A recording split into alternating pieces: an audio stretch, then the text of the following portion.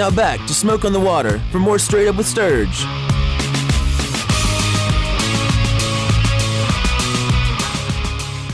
All right, welcome back in. It's 8:29 on this Thursday night. Off to the guest line we go. We bring on Brett McMurphy from ESPN, college football writer, and really, Will, all things knowledgeable about college football. Brett, how are we doing tonight? Hey, good evening. How are you doing tonight? Hey, listen, I am so happy we were able to get you up and on the air after that fiasco that we had to endure right in front of you in Greensboro back in July. So, hey, it took a while, but we finally got this interview in place, Brett. So thank you for joining us tonight. Hey, Brett, we are the flagship station of Clemson Athletics, so let's start on the local. You there? Okay, good deal. Yeah, I'm here. I'm sorry. Sometimes this live stuff. So what's caught your attention on Clemson this fall as they've reached 5-0? They're in the top 5, and again, setting up one of the potentially, if Clemson handles their business Saturday, one of the biggest matchups we've seen in the ACC in quite some time. Well, they took care of business out of the gate, obviously against Georgia, and that obviously set them up for a huge season. And they haven't stumbled yet. You know, a lot of people thought that North Carolina State could be a dangerous game. You know, Clemson won and moved on from that. Obviously, has looked unstoppable the last 2 weeks against Wake and Syracuse. I don't expect any problems this week against Boston College. But as far as Clemson and the the ACC, it's set up. Couldn't have set up any better. You've got Florida State and Clemson, targeting next week's game. Both are in the top 6. The ACC's got actually 3 teams at 5-0 for the first time ever. They've got 2 top 6 ranked teams in Clemson and Florida State for the first time since 2005. So I think what's important, whether it's Clemson or Florida State, whoever wins that game on October 19th, they need to win out. And obviously both schools have challenges, in-state challenges at the end of the year. Clemson with South Carolina and Florida State with Florida. And if they can win out, then the ACC would be hard-pressed not to have a representative for the BCS championship game in Pasadena. But certainly Clemson's been everything that we thought they'd be this year, an explosive offense. The defense did just enough against Georgia. Obviously they're going to be tested, a lot more when they host FSU in another week. Yeah, Brent, I want to kind of talk about that FSU game because we can. I know Dabo's down here telling his players not to talk about it, and they're not going to talk about it until it gets here. But we as the media, we have that luxury of being able to do that. And the thing when I look at this game, everybody wants to talk about James Winston coming in and first time playing in a hostile environment. I really don't think that is much of the big deal about this game, as something I brought up to Sturge just a little while ago, is the fact that Florida State hasn't played a team with the kind of team speed Clemson has since the Florida game last November. So I looked at him and I said, the thing I'm going to be interested in next week when I watch this game is how long does it take Florida State to adjust to Clemson's team speed, because you can't simulate that in practice with scout team players. Yeah, you're right. I mean, they really haven't faced anywhere near close the opponents that Clemson has faced, specifically, Georgia. There's nobody on Florida State's schedule that's even close to that. People that like to compare scores will obviously look at what Clemson does Saturday against Boston College and pair that up with Florida State's 14-point win at BC, which, is a lot closer than that actually when you take into consideration the Hail Mary on the last play of the first half. Clemson, that will be a challenge, trying to match up with Clemson's speed, but make no mistake about it, Florida State's got their share of athletes, and obviously they had no problems with Clemson last year in a high-scoring affair. But, will it take them some time to adjust to a quality opponent that's got speed all over the place like Clemson? That's a good point. But certainly, there's no way Clemson's sneaking up on them or vice versa. I mean, it looks to be just an unbelievable game. And hopefully it'll live up to the advanced billing, because I think it's not only a huge game for Clemson and Florida State, but it's a huge game for the ACC, and I think it would make the ACC look a lot stronger in people's eyes that are not based in the ACC. If this is a competitive game, I think if either team wins handedly, if it's a lopsided game, then people may kind of dismiss the league and the other team and say, oh, well, the ACC is not that strong. But if it's one of those Clemson-Georgia games back and forth, it's a 3.7-point game, I think that bodes well for the league. And obviously the winners in the driver's seat for the ACC title and potentially the BCS championship game. We're talking with Brett McMurphy, college football writer for ESPN.com. You can see him on ESPNU throughout the week, does a great job. Now, Brett, the other big story here in the Palmetto State, and I hate to feed the monster a little bit, but I want your opinion on the Jadeveon Clowney situation over the last week. It's come out in the last hour. Lorenzo Ward, the defensive coordinator at South Carolina, says they expect him to play this week. But have you ever seen anything like that 3 days from the post-game press conference of Steve Spurrier to Tuesday's weekly press conference where he really backtracked and admitted that he handled the situation incorrectly on Saturday? Yeah, you're right. It's obviously a unique situation, and, it's kind of all started. You go back to the hit in the Outback Bowl game, and once that happened, I think it was going to be impossible for Clowney to live up to all the hype and all the expectations, somewhat that I think it's nearly impossible for Johnny Manziel to live up to the expectations after winning the Heisman last year. But, obviously, I'm not going to sit here and repeat what everybody else has already said about, well, the kids should be paid in college. You can't hold it against the kid if he doesn't want to risk an injury, or he should, he's supposed to represent his college. He's supposed to be out there playing. I mean, people obviously are on both sides of the fence on that. The one thing I would say that, I don't think is fair for Clowney's sake is that nobody but Clowney knows how injured he is. Thank you. Is it an injury or is it pain? Thank you. That's a huge difference. Yeah, I agree wholeheartedly. And again, I'm not qualified to judge how injured he is, and so therefore I've tried to stay away with it. I was just interested in getting your perspective. Now, as we're closing in on the halfway point of the regular season this week, Brett.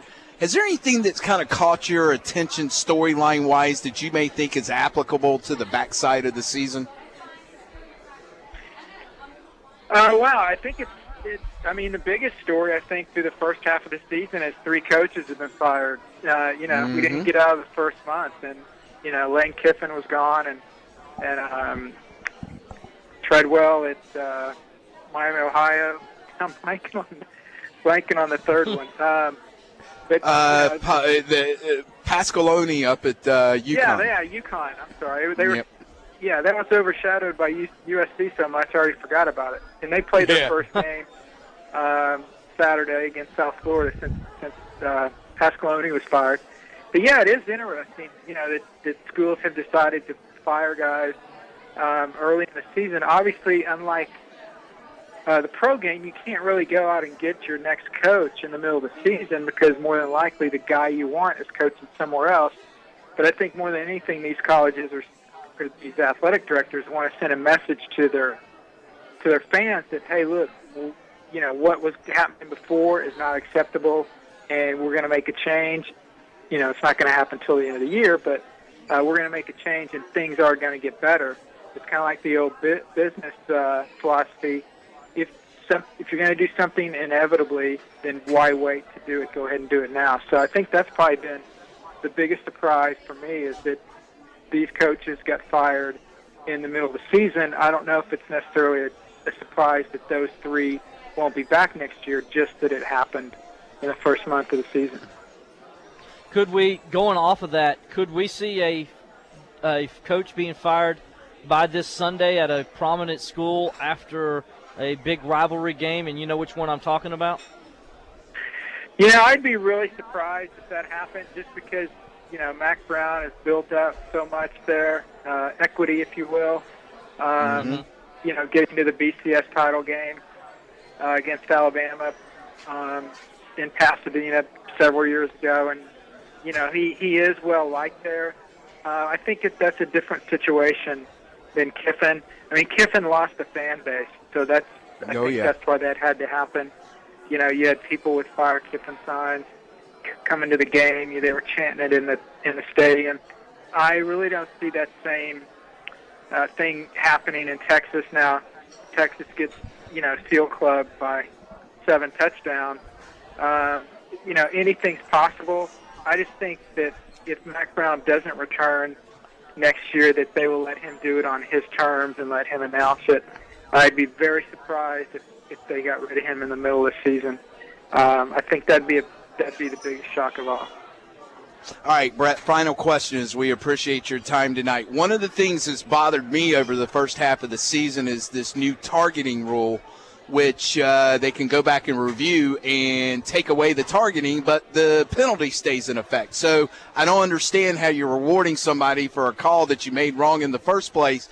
It sounds like this is becoming an issue, and this is a rule that may be adjusted during the middle of the season this year. Are you hearing anything along those lines? Well, I saw some reports earlier, I don't know if it was today or earlier in the week, about this. One of the official reps was talking about that.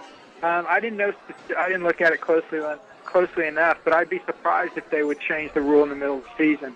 As bad as the rule is, usually they let the thing play out the entire year, and then in the off season they go back and look at it. But maybe they could do something. If so, I think that'd be a smart move, because certainly it makes no sense at all when you're saying, well, it's not targeting, but we're going to go ahead, which means it's not a penalty, but we're going to go ahead and penalize you. So, I think it's safe to say by next year this thing won't be around, or it will be changed. Still keeping it a penalty when in fact it's not targeting. All right, Brett, tell our listeners where they can find your work on ESPN.com, when you're on ESPNU during the week, and that they can follow you at Brett ESPN on Twitter. Yeah, I'm on Twitter at McMurphy ESPN. Or McMurphy. And every Saturday morning at 8:50 a.m., 10 minutes before College Game Day, I do a 10 of 10, kind of 10 things to look at in college football going into the weekend. I actually have a couple of ACC notes, including one on Clemson this week. And then I'm on ESPN doing their various shows in ESPNU throughout the week. So if you watch ESPN, unfortunately, you'll see me at some point. All right. Hey, are they sending you down if game day and the whole matchup takes place next weekend in Tigertown?